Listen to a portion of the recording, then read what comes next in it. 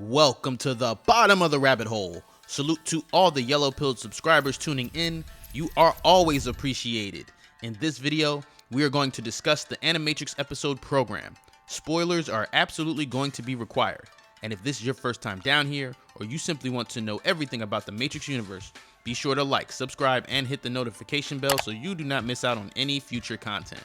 Program is the 5th episode of the Animatrix, written and directed by Yoshiaki Kawajiri of Madhouse Productions in Japan. While on a press tour for the original Matrix film in Japan, the Wachowskis visited anime studios in search of collaborators for the Animatrix. Kawajiri was on their list because the Wachowskis were fans of his 1993 anime classic film titled Ninja Scroll.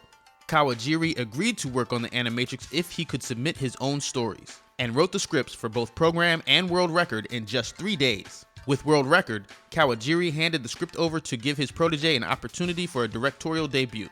I already broke down World Record in a previous video here on this channel. The Program episode has the most traditional anime look of all the stories in the Animatrix in terms of style and execution, visually showcasing the episode's Ninja Scroll roots. With Program, Kawajiri wanted to establish a connection to the original Matrix film, and decided to start with the sequence of Cypher's betrayal of the crew. In the simulation, there's more to the program than the protagonist is aware of. The voiceover for the main character, named Sis, was performed by actress Hedy Burris. Her film debut was in the 1996 movie titled Foxfire, alongside Angelina Jolie, but in the early 2000s she made her way into the video game world as the voice of Yuna in the Final Fantasy series. Fun Matrix fact, Burris not only voiced the main character in Program, but she also provided the voiceover for Yoko in the Animatrix episode Beyond. I discussed Beyond in detail during an earlier video, and of course I'll leave links in the description for anyone who missed out.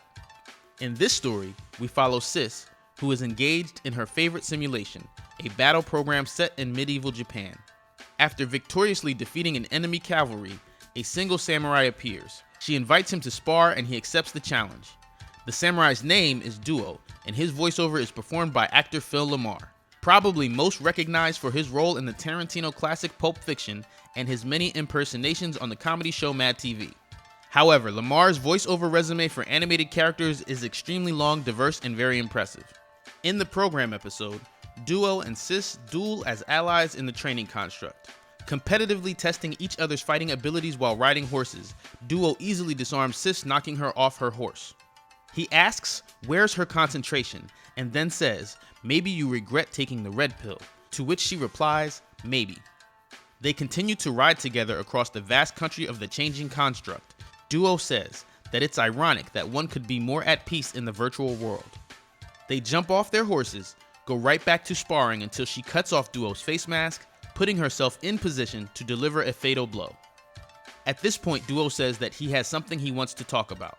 He also assures her that he's blocked the signal so that no other crew members can hear their conversation. She sarcastically replies, "So what, you gonna propose?" Instead, Duo tells her that he is going back to the Matrix and that he wants her to come with him.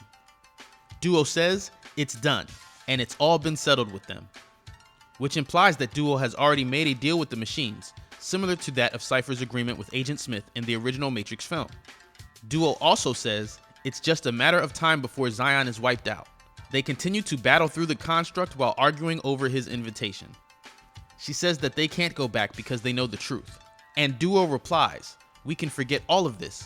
I know how. Trust me." Again, referencing specific details of Cypher's request.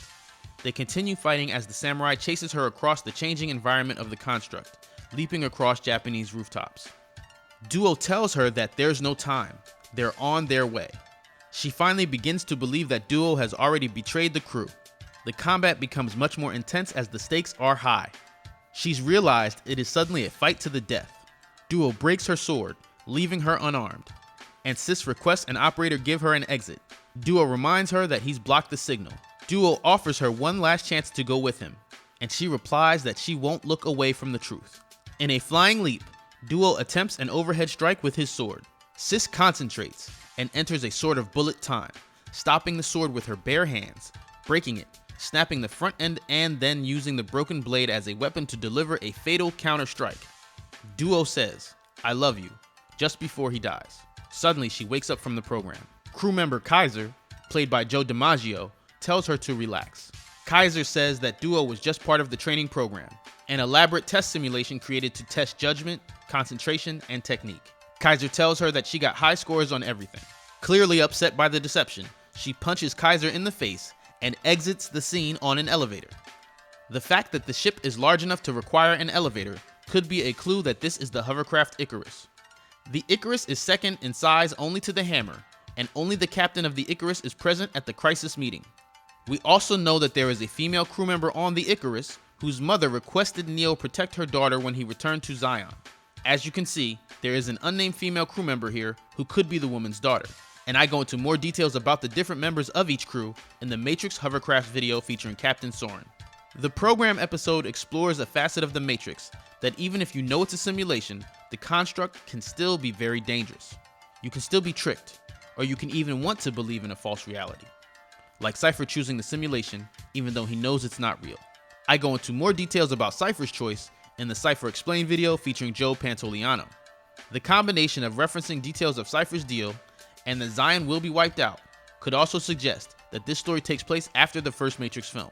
Another thing that I find interesting about Program is that Duo only existed in the construct, but not in the real world. While we don't know how long Sis was connected to the program, she clearly felt emotions when Duo tells her that he loves her. In this way, I believe both the program and matriculated episodes of the Animatrix are cautious reminders of how easily relationships can be built under false pretenses. As always, I strongly encourage you to watch the Animatrix for yourself. If you like this kind of yellow-pilled content, be sure to share it on other platforms like Facebook, Reddit, Twitter, and remember, as one realizes that one is a dream figure in another person's dream, that is self-awareness.